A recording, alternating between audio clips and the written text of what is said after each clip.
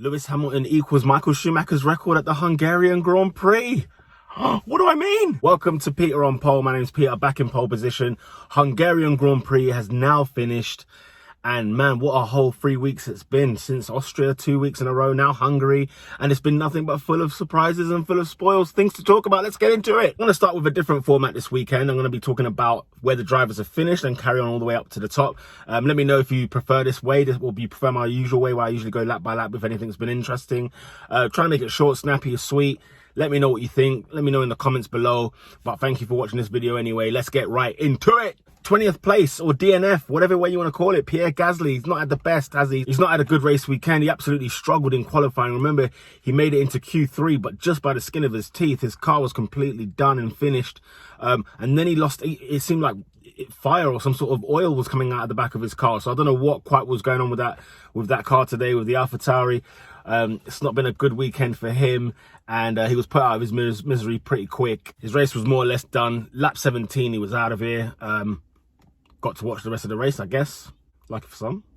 19th place, lapped 5 times. He was 5 times behind the rest of the pack, and that was Latifi. Latifi had a great qualifying, was in 15th place when we got into Q2.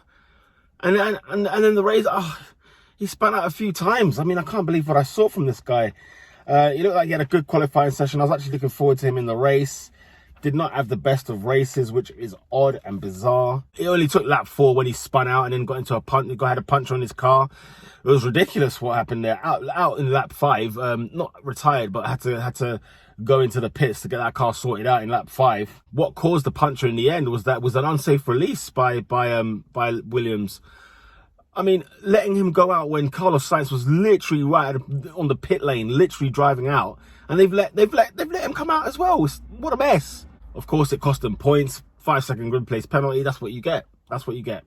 Lap 43, the man spun out, just hit the corner wrong, and well, lost time there again. It just was not his day. It was not his weekend. Well, he had a good Saturday, but then had a poor Sunday. And what counts? Sunday. P18, George Russell. What happened to you? P12 we started the race in. P12 finished in P18. I don't get it. Don't know what quite happened to that Williams. Race pace, it's just not there, is it? It's not there. Well, it's weird because qualifying pace it is. I don't understand. It's a good car. Listen, Williams, you've done so much better than what you did last year. At least, thank God for that. The car's heading in the right direction, but we were expecting a bit more compared to what we were getting in the beginning from Williams. Giovinazzi P17. Not really much else to say about that. Kimi Raikonnen P16. I mean, I tell you what, I thank God for that, because he started 20th, Kimi Raikkonen, which is odd. And he's never done that before on pace alone. So that was weird, but thank God he's back. And thank God he got that car into 16th. Nothing great, but I don't know. It's weird for me, the Kimi Raikkonen situation, because I just feel like, has he just come in for the paycheck? Like, he does not look bothered. The car looks rubbish. Am I being harsh? See, Alfa Romeos, man, I think they're going to finish last this season. They're going to finish 10th in the Constructors. They're going to be last place. Roman Grosjean in 15th place. Not bad. He had a very good race. Earlier on in the race, he was up into like 8th place. He was doing very, very well. The Haas team, they clocked onto something, because as soon as the formation lap was done, they said, no, you know what, guys, we need to come off these tyres and move on to something else, and move on to they went to go into like the drier tyres, because everybody started off on the intermediates. And for one weird reason, like Kevin Magnussen, we'll get onto later, we're starting on the full wet, which was odd. And I thought, okay, what are you guys playing at? But the strategy worked out well. They changed to the dry tyre quick, and off they went, and their race was actually really good. So big up to Team Haas, big up to Roman Grosjean. Esteban Ocon, P11. Renault didn't impress me. Can I just say something? The race was weird. It was a weird race all overall. Like, I couldn't make sense of it. I didn't understand what was going on, where teams and drivers finished. It was all over the gaff. So it wasn't like a bad weekend for a certain team or a great weekend for a certain team, but it was weird. The timings and the position finishes were weird. And you will understand what I mean. Lando Norris, P13. Lando Norris. What? Like, he was struggling all race. You know, he got caught up in the pit. McLaren, for goodness sake. I have to talk about them. McLaren and their pit stops. Would you believe it? They cost both Sainz and Lando Norris a race here today. Yeah, it was not looking good from their part. Lando Norris, just didn't seem to work out for him today. Daniel Kvyat in 12th. He was one of the first drivers that went onto team radio and said, "Yo, guys, can I get on the dryers, bruv? Because this is not going to work. What we're doing right now is not working. Can we get on some dry tires?" The team were like, "Nope, stay out. You know, it could be some rain coming. It could be some rain coming." And by the way, this friggin' rain conversation got on my nerves. I was writing rain at the beginning of the race, and then there might be rain throughout the entire race. My notes kept saying there may be some rain. Maybe in 8 minutes. Maybe in 5 laps. And it never came. Rain came and did not touch the circuit whatsoever. So Budapest was raining, but the Hungaroring had no participation in that. But yeah, the team didn't listen to Kvyat, and then eventually they did listen to him. P12, that's their loss. Charles Leclerc. Well, I'll tell you what, number one, both Ferraris finished the race. Well, hey, brilliant that is, isn't it? But Charles Leclerc in 11th. Not right, is it? Not right. He was struggling with the car all day. He complained and moaned a lot about the balance of the car, whether the tyres were rubbish. He was not feeling it, man. He was not having a great race. Yeah, it was just not the... And the thing is, qualifying, he wasn't so bad. Do you know what I mean? Like, qualifying, he was okay. He qualified in 6th, which, to finish in 11th, it's been a bad day. It's just been a bad day, bad Sunday. What I do wonder, though, is whether Ferrari learned anything with the new upgrades in Hungary. Let's see. We'll find out. Maybe as the week goes on, we might find out about some data. And there's no race next weekend, so there'll be time to mull over a lot of things. Yep, Leclerc struggled and even overtaken by the McLarens, who nicked P10, Carlos Sainz. Ferrari are probably thinking, this is not looking well. I mean, the McLarens were just beating them on pace, which is amazing in one hand, but frightening on the other. But Carlos Sainz, P10, had a very good race. Always just Mr. Consistent, man. I like Carlos Sainz, bruv. What's not to like? Let's just be honest. It was a low-key race. It was quiet, but it was steady.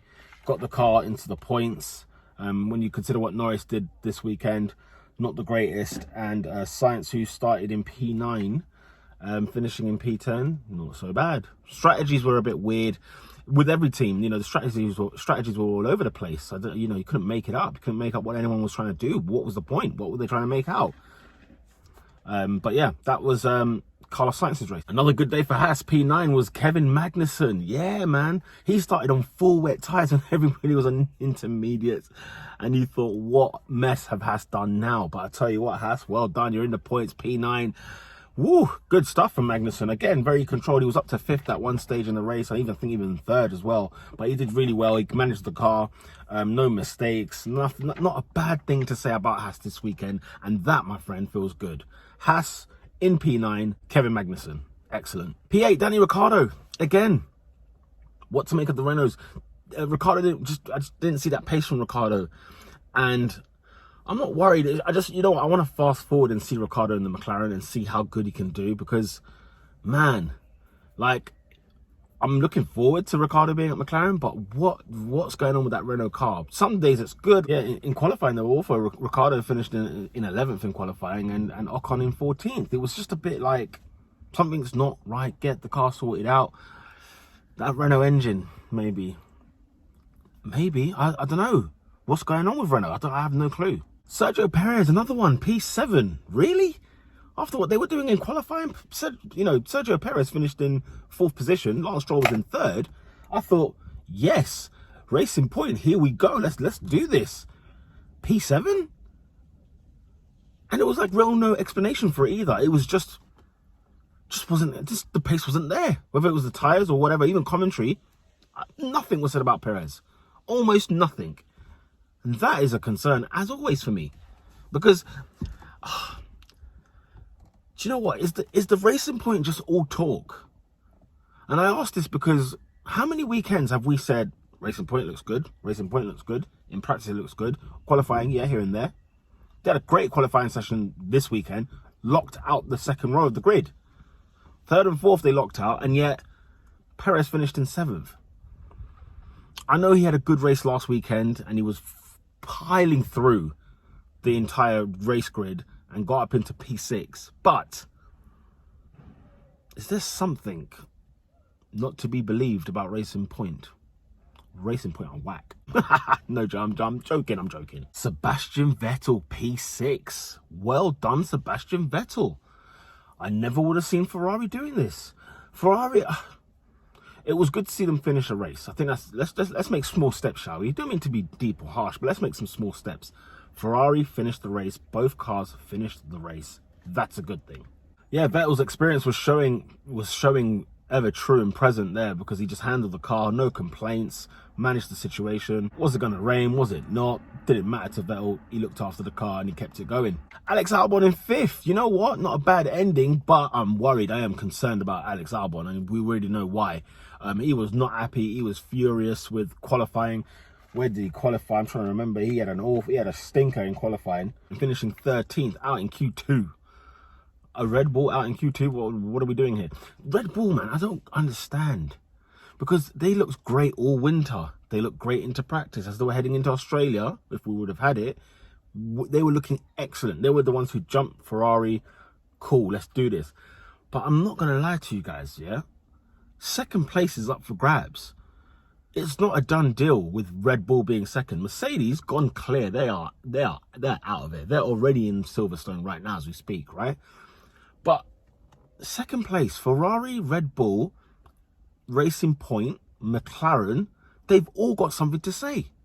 They could actually nick this spot. They actually could. Because Red Bull, there is something not quite right. Whether they're not serious or whether the driver's just whack. And I don't want to believe that Albon's whack. I don't think he is. But a few times in the race, I was like, oh my God, he was taking risks again.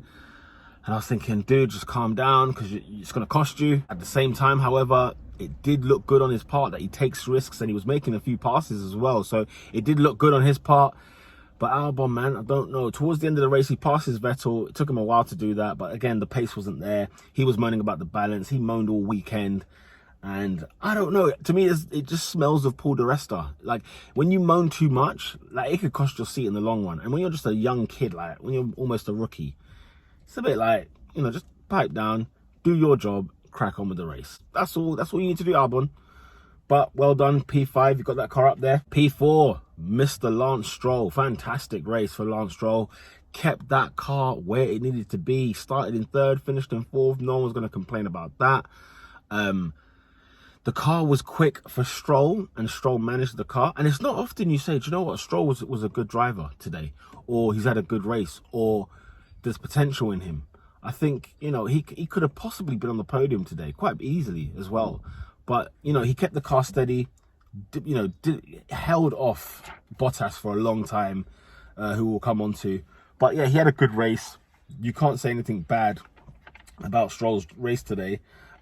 He did very well, considering as well that, you know, Perez finished back in 7th. So he did very well, man. I was very proud of him there. And I was very proud that he got that car in 3rd. I remember practice, I think it was P3 or it was practice 2, where he had the car like up in the top 2, top 3. And I said, bloody hell, these lot have arrived, haven't they? But, you know, he kept the car steady. He kept it going. Got into no issues there. No real issues for him in the race. Steady, firm. And I think the team will be glad about that. Valtteri Bottas, P3. Man, Bottas, this is an interesting conversation here, because at the start of the race, he jump starts the race, right? He jump starts the lights, right? Before the lights even go out, he's already moved, but then he stops, and then he goes again, and obviously like 3 or 4 cars have just passed him straight off the start. He had an awful start to the race, and throughout the entire race, no investigation was made about his jump start. Now, I thought if you jump start a race, you know, you deducted places or points or seconds, whatever. But for whatever reason, like, nothing was mentioned. The only person that actually spoke about it, obviously, was the commentators. But then Sebastian Vettel was the only one that went on the radio and said, dude, he jumped the start, mate. Like, this guy was off. And even then, I don't know if they just felt sympathy for him because he lost all his places. I don't get it. I don't know. But Bottas, sort it out, mate. Bottas did well to come back up, climb through the grid again.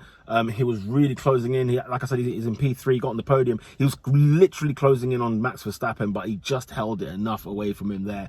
It was looking like a Mercedes 1-2. That's what the cards looked like. The strategies were spot on for Mercedes. He was changing in for the medium tyre, for the hard tyre to keep him out there longer. He was even doing fastest times on the hard tyre. So Bottas was doing really, really well, considering how he started. Not a bad way to finish the race. Top 3.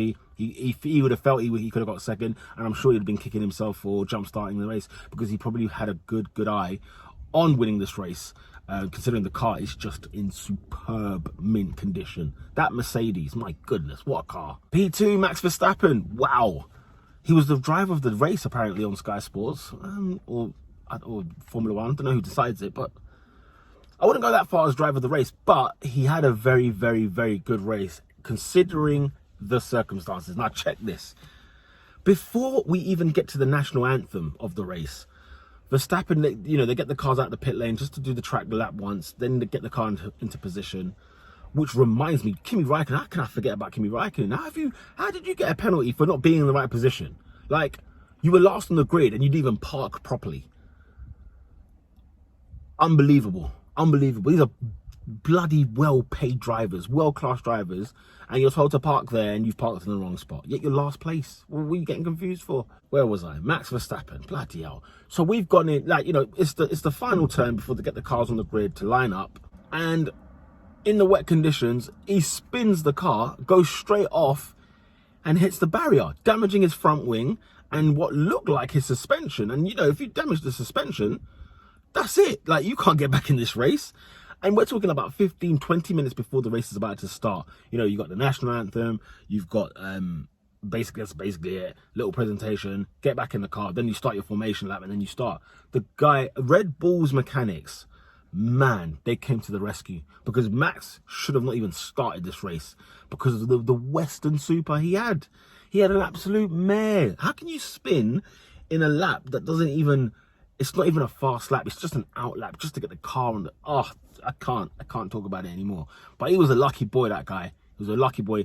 And respect to him, he was very humble in praising his team, saying, you know what, at the start of the race, he was just saying, I just want to say thank you to all the mechanics who got this car back on. And at the end of the race, finishing second, he called them legends. And without a shadow of a doubt, we should have seen Max in this race. Pole position, number 1. Lewis Hamilton, yet again. He wins the Hungarian Grand Prix. 8 times he's won it, the same as Michael Schumacher, but the first driver to win it 3 years in a row. Big up to Lewis Hamilton.